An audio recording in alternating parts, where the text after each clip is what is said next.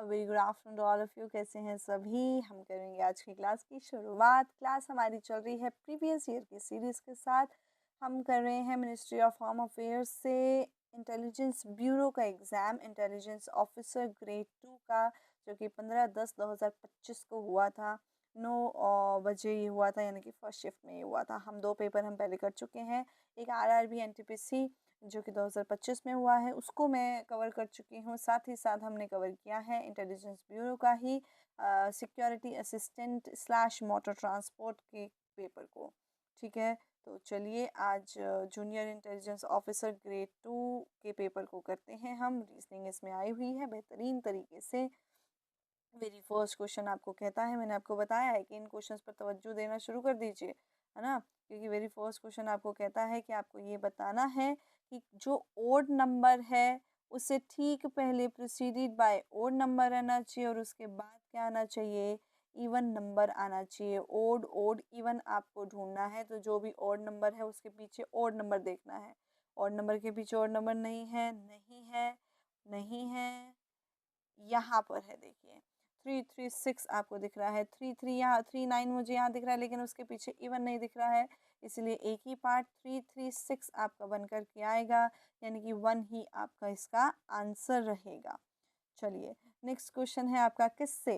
Mathematical operation से। Mathematical operation बहुत ज़्यादा चलन में है, आपको 1 से 2 क्वेश्चन मिल सकते हैं मैथमेटिकल ऑपरेशन के। तो यहाँ पर कहा है कि प्लस को इंटरचेंज कर दीजिए माइनस से, मल्टीप्लाई को कर दीजिए डिवाइड से। तो 41 और divided by 42, then multiply by 42, minus की जगह प्लस रहेगा 47 एंड माइनस यहाँ पर क्या रहने वाला है? 3। तो ये कट चुका है। यहाँ पर अगर हम 41 और 47 को प्लस करें तो 88 माइनस 3 आपको 85 ही देगा। ठीक है दोस्तों, नेक्स्ट क्वेश्चन है सीरीज से। सीरीज कहती है डी के बाद ई, ई के बाद एफ, एफ के बाद क्या आएगा? जी आएगा, एच आएगा, फिर जी के बाद जी एच आई जे के रहेगा, के एल एम एन ओ रहेगा। यहाँ नंबरिंग में देख लीजिए, +9 चल रहा है, इसलिए 60 + 9 69 रहेगा। बहुत इजी है, कुछ भी मैथ मतलब कुछ भी कैलकुलेट करने की ज़रूरत नहीं है, कुछ भी पेन पेपर उठाने की ज़रूरत नहीं है। चलिए 34, डी का मतलब क्या दिया है यहाँ पर? माइनस माइनस 50 रहेगा। बी का मतलब गाइस मल्टीप्लाई है, मल्टीप्लाई 39 एंड डिवाइड का मतलब ए दिया है, तो 39 के नीचे 39 आएगा, तो डिवीजन का कोई मतलब नहीं है, यानी कि ये 1 है और 1 मल्टीप्लाई में हो रहा है, तब कोई मतलब नहीं बनता है इसका। और प्लस में क्या दिया है? 22।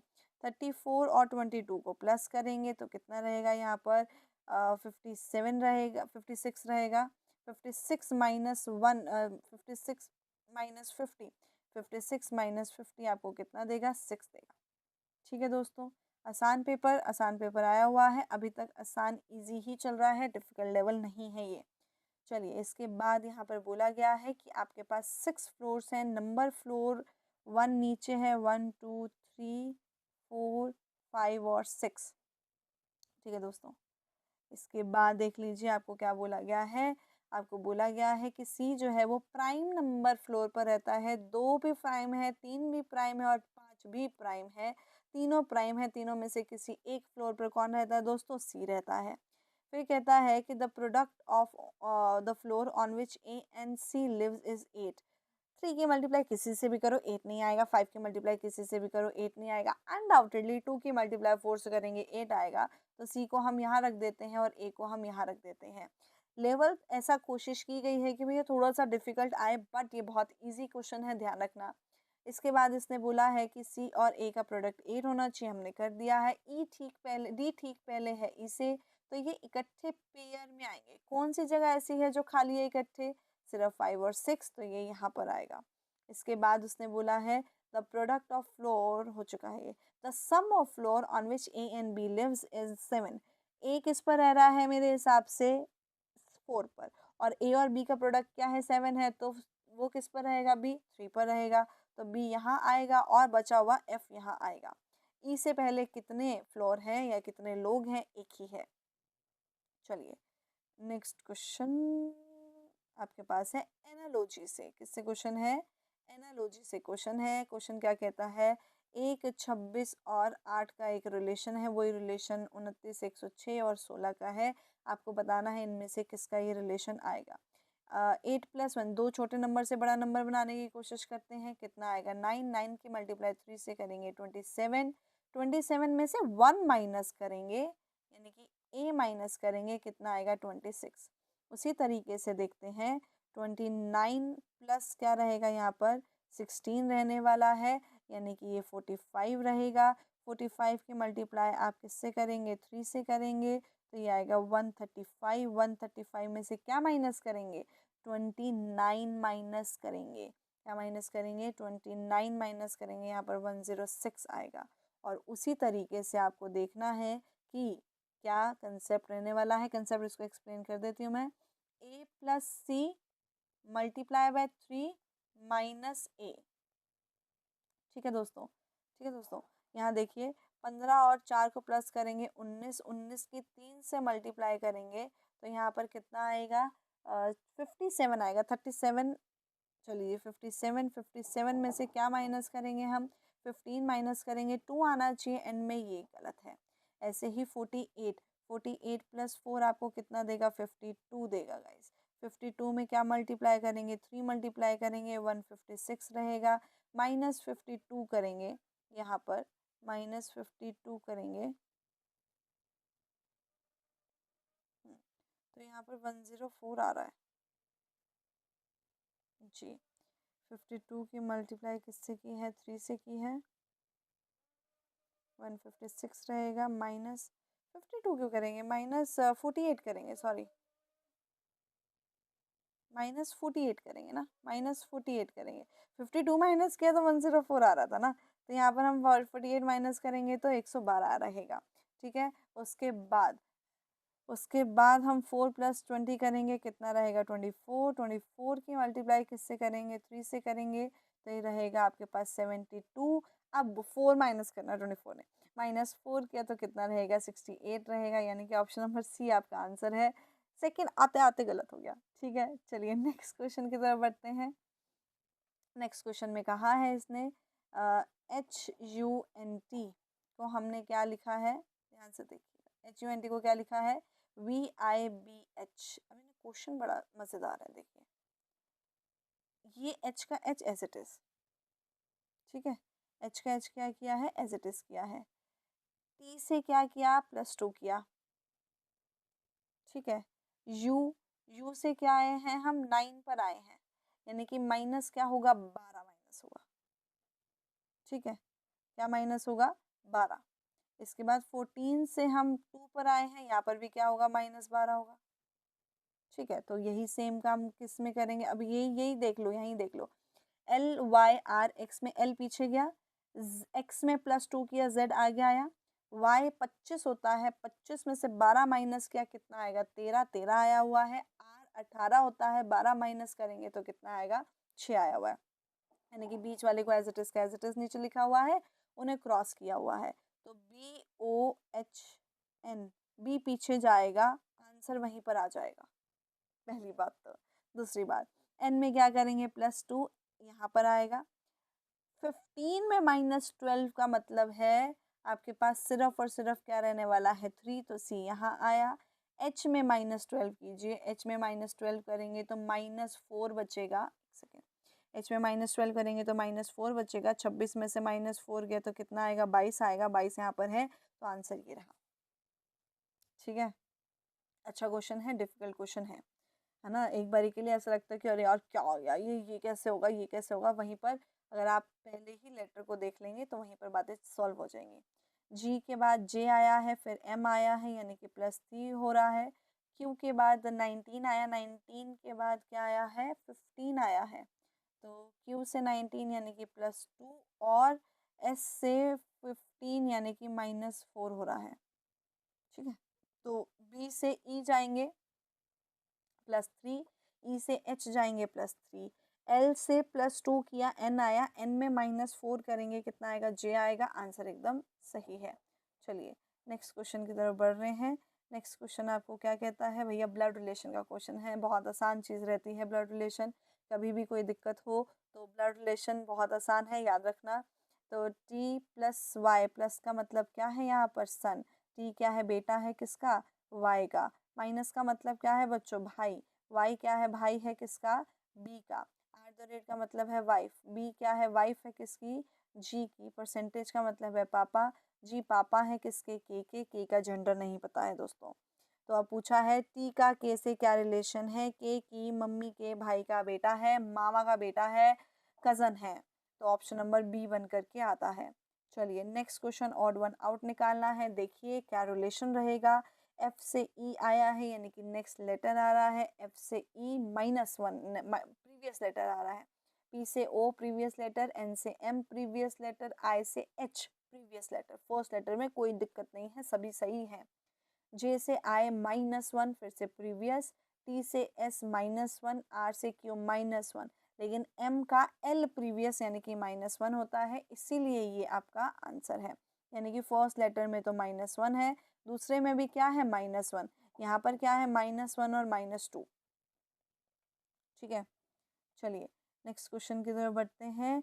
आपके पास जो ये क्वेश्चन दिया है वो किससे दिया है, नंबर सीरीज से क्वेश्चन है। 70 और 71 में डिफरेंस है 1 का, 71 और 73 में डिफरेंस है 2 का, 73 और 77 में डिफरेंस है 4 का। इसके बाद 85 और आपके पास 85 और 77 में जो डिफरेंस रहेगा वो रहेगा 8 का, यानी कि ये डबल हो रहा है, देखिए मल्टीप्लाई बाय 2 हो रहा है, 8 की मल्टीप्लाई 2 से करेंगे 16 रहेगा, 85 में प्लस क्या करेंगे 16 करेंगे, तो ये कितना रहने वाला है आपके पास 101 रहने वाला है, ऑप्शन नंबर ए। चलिए नेक्स्ट क्वेश्चन है आपके पास क्वेश्चन नंबर 12, जो कि किससे रहेगा, पजल से है। मंडे से संडे आपका इक्वेशन शुरू हो रही है, चलिए मंडे लिख लेते हैं, एक सेकेंड लिखते हैं, Monday, Tuesday, Wednesday, Thursday, Friday, Saturday और संडे, है ना। चलिए ये इक्वेशन रहने वाली है आपकी, लिख ली है मैंने यहाँ पर। एफ का एग्ज़ाम थर्सडे को है, let me change the pen. F का एग्ज़ाम कब है गाइस, थर्सडे को। I has an exam on one day after G and I का जो एग्ज़ाम है G के बाद है और किसी एक दिन H से पहले है, किसी एक दिन, ठीक पहले नहीं लिखा, याद रखना। U has an exam, U का जो एग्ज़ाम है V से किसी एक दिन पहले है और V के एक दिन बाद है, किसी एक दिन बाद, और W से किसी एक दिन पहले है, किसी एक दिन। V का जो एग्ज़ाम है वो H के F के बाद है।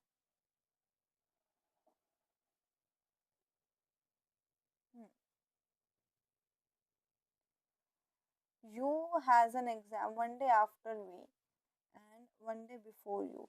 अगर वी का एग्ज़ाम जो है, वी का एग्ज़ाम जो है वो एफ के बाद है, we has an exam one of the days after F, तो डब्ल्यू कैसे आएगा,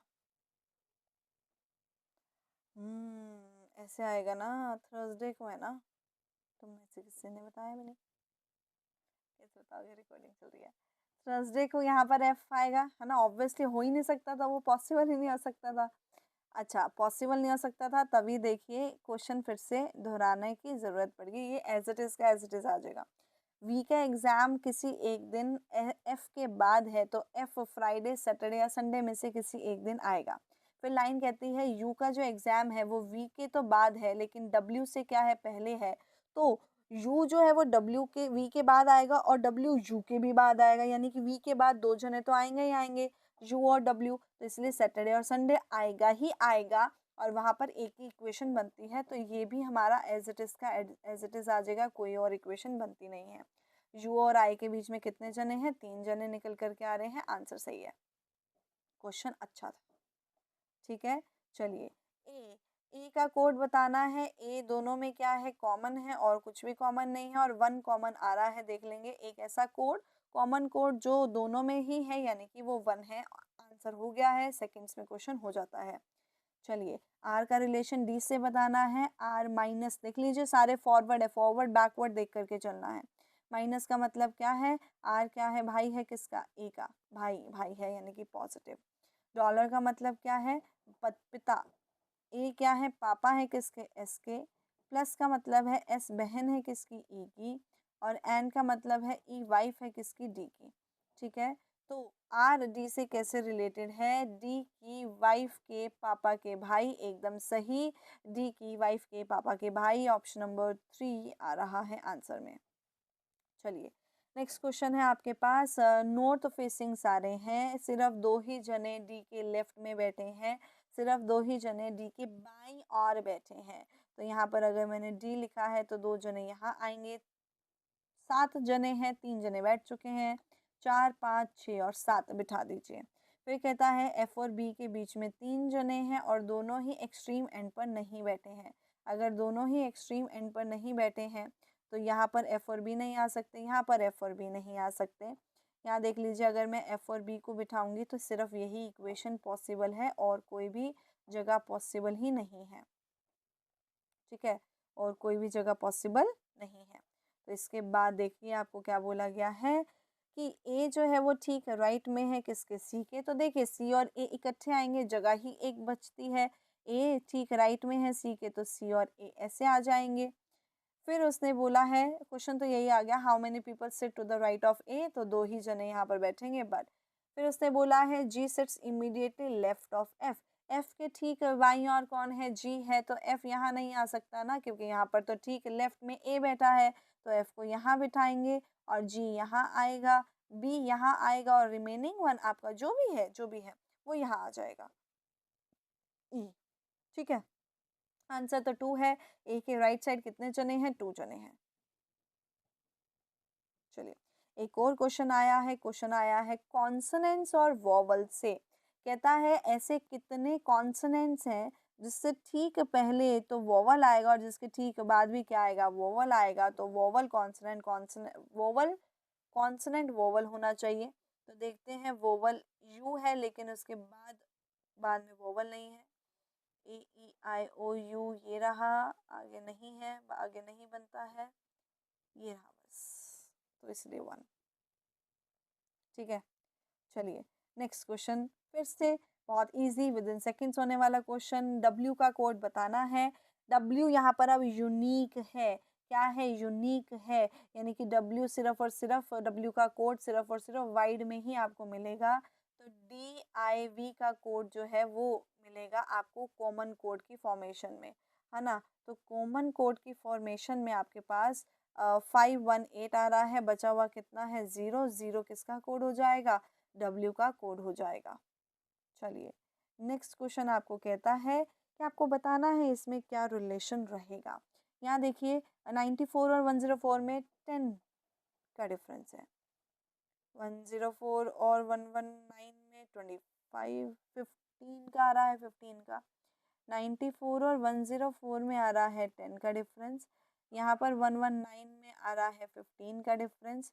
फिर आपके पास कितना आएगा, 20 का डिफरेंस देख लीजिए, फिर 25 का डिफरेंस आएगा, फिर आपके पास कितना आएगा, 30 का डिफरेंस आएगा, इसलिए 109 आया है ना। 10 के बाद 15 का, 7 का रिलेशन 54 से है, 5 का रिलेशन 30 से है, 3 का रिलेशन किससे रहेगा ये आपको बताना है। तो 7 का रिलेशन अगर 54 से है, 3 का रिलेशन 30 से है, तो स्क्वायर के आसपास रह रहा है गाइस। 5 का रिलेशन 30 से है, 5 का स्क्वायर होता है 25, 25 में क्या प्लस किया, 5 प्लस किया, कितना आ गया, 30 आ गया। ठीक है, तो ऐसे ही 7 का स्क्वायर होता है 49, प्लस क्या किया, 5 किया, कितना आ गया, 54 आ गया। ऐसे ही 9 यानी कि जो 3 का स्क्वायर है प्लस 5 कर देंगे तो 14 आ जाएगा। स्टेटमेंट एंड आर्ग्यूमेंट छोड़ दो।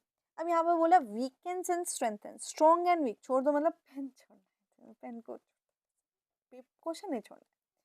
स्टेटमेंट एंड आर्ग्यूमेंट, स्टेटमेंट कहता है plastic bag should be ban, तो यस और नो की फॉर्मेशन में आता है, पर यहाँ वो नहीं है। यहाँ बोला है कौन सा आर्ग्यूमेंट स्ट्रेंथन कर रहा है, कौन सा आर्ग्यूमेंट वीकन कर रहा है। What do you mean by strengthen and weaken, strengthen का मतलब है कौन सा आर्ग्यूमेंट इसके साथ बोल रहा है और कौन सा आर्ग्यूमेंट इसके अगेंस्ट यानी कि इसके विपरीत बोल रहा है। प्लास्टिक बैग्स को बैन कर देना चाहिए। प्लास्टिक बैग्स जो है नॉन बायोडिग्रेडेबल हैं और वो पॉल्यूशन को कोज करते हैं। तो ये हमारी बात को समर्थन यानी कि साथ दे रहा है, हमारी बात का सपोर्ट कर रहा है, इसलिए ये वीकन नहीं कर रहा है, ये स्ट्रेंथन कर रहा है ना। तो ऑप्शन नंबर ए कैंसिल हो जाएगा, ऑप्शन नंबर 4 कैंसिल हो जाएगा।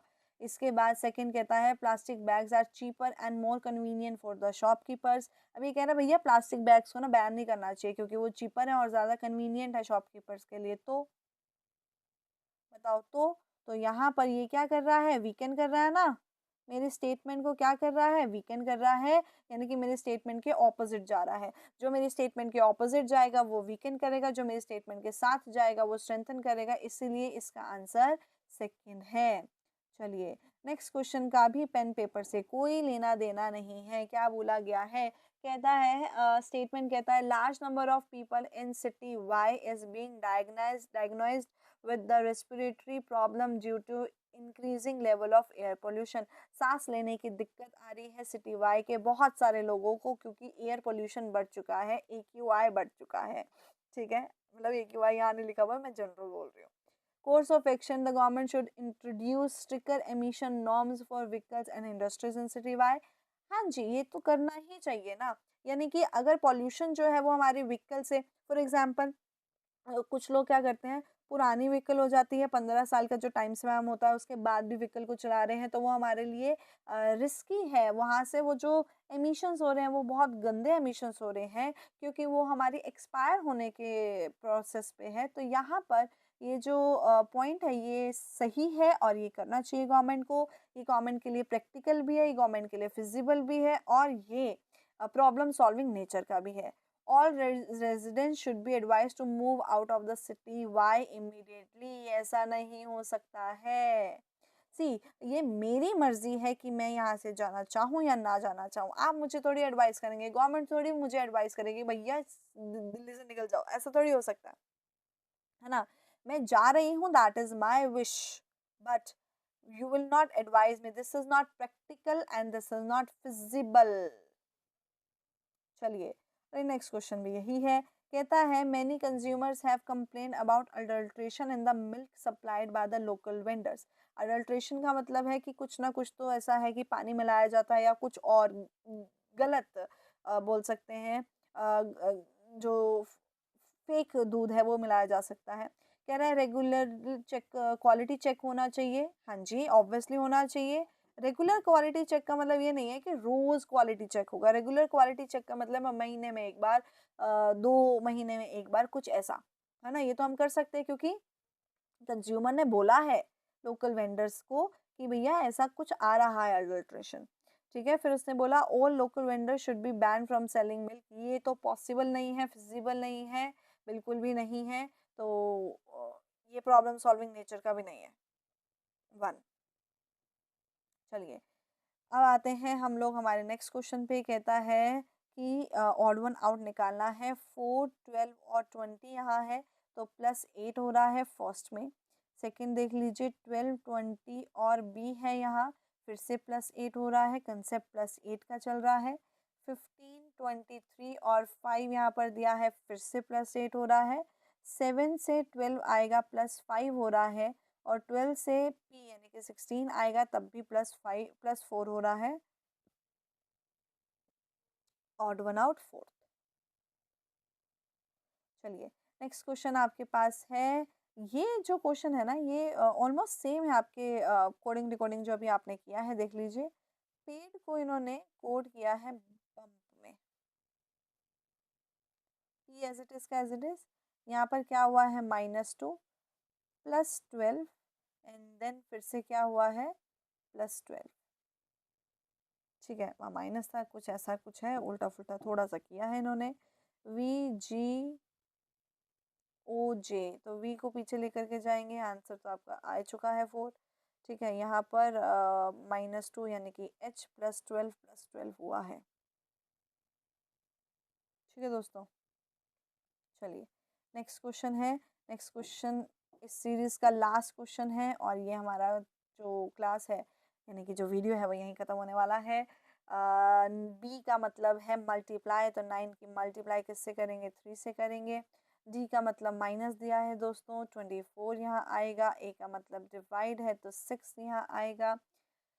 सी का मतलब प्लस है तो 3 यहाँ आएगा। इज इक्वल टू में भी क्वेश्चन मार्क है और डी का मतलब है -5। ठीक है, तो अब यहाँ पर क्वेश्चन में पेन चेंज करते हैं। ठीक है, तो ये कटेगा किस पर, 4 पर।